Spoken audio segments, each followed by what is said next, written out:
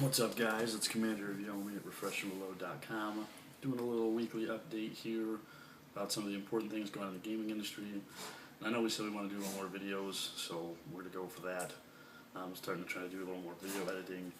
Wish me luck, because soon I'll be toting around a computer with a box on the street looking for an outlet on the side of a gas station to plug in because the hobby's that expensive. So we'll see. Look for me on the streets. First up, we got the Wii U conference that we had yesterday out in New York. Nintendo told us the release date, which will be November 18th on a Sunday. A little weird, but it'll be around for the holidays.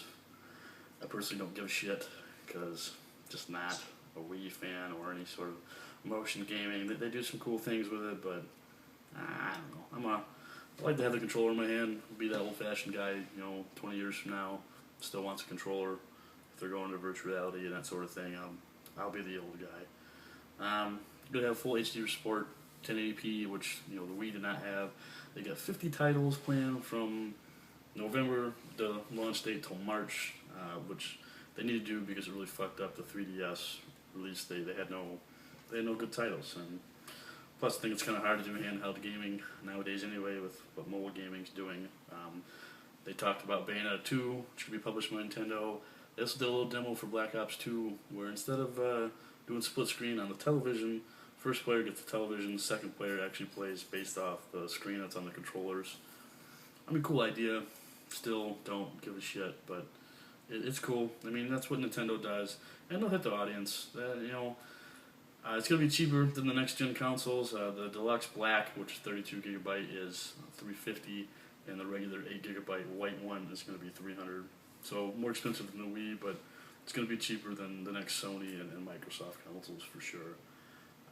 So that's the gist of the new things that we learned at the conference yesterday.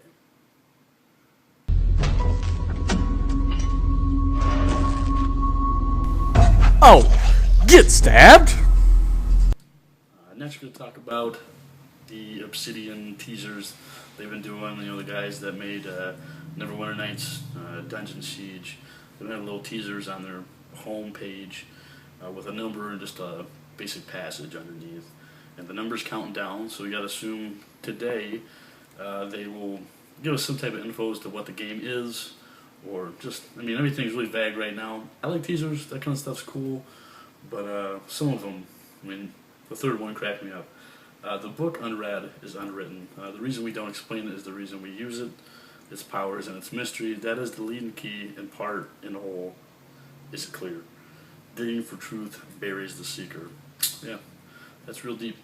Is it clear? No, Obsidian. In fact, it's not clear. If it was any more blurry, I could compare it to the one-night stand I had where I woke up with the midget stripper and tried to sneak out the window and ran into the dominatrix from the club last night. Friend Jake, the roommate, ran into the same situation, only the midget was a tranny and the name was Raheem. That's a bad situation. Doesn't matter what you drank. Luckily, you were probably still drunk when you woke up. So we'll see what Obsidian does. Some people think of another Dungeon Siege, potentially another Neverwinter Nights, but I'm thinking it's going to be a new IP. A lot of people think an RPG, so we'll see where that goes. Oh, check that shit out. I was hiding in the pot, bitch. Get stabbed. Other news, good news. Guild Wars 2 sold over 2 million in a couple weeks it's been out. And this is going on with the fact they had to discontinue sales for a little bit because of some of the bugs they had to fix and stuff. But that's good, especially for free-to-play.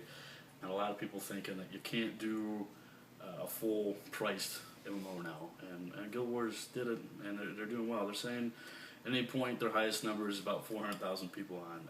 Obviously, you can't really follow by with subscription-based due to the fact it's free to play, but that's a pretty damn good number. The Guild Wars is doing real well. Next, we will talk about the City of Heroes. It's been a little more than 2 weeks, but they're closing down City of Heroes and the Studio Paragon. Well, Cryptic did it until they handed over to Paragon 2009. Cryptic doing Champions, 3-year anniversary, doing well. But it's sad to see City Heroes get taken down. First superhero MMO. Been doing well. It's been around for years, since '03, I believe. And NCSoft, speaking of NCSoft, decided that they were closing down Paragon and City of Heroes. They're hoping Paragon or City of Heroes will be done by the end of this year. No more subscriptions. It's already done. So sad to see, definitely. Also, we have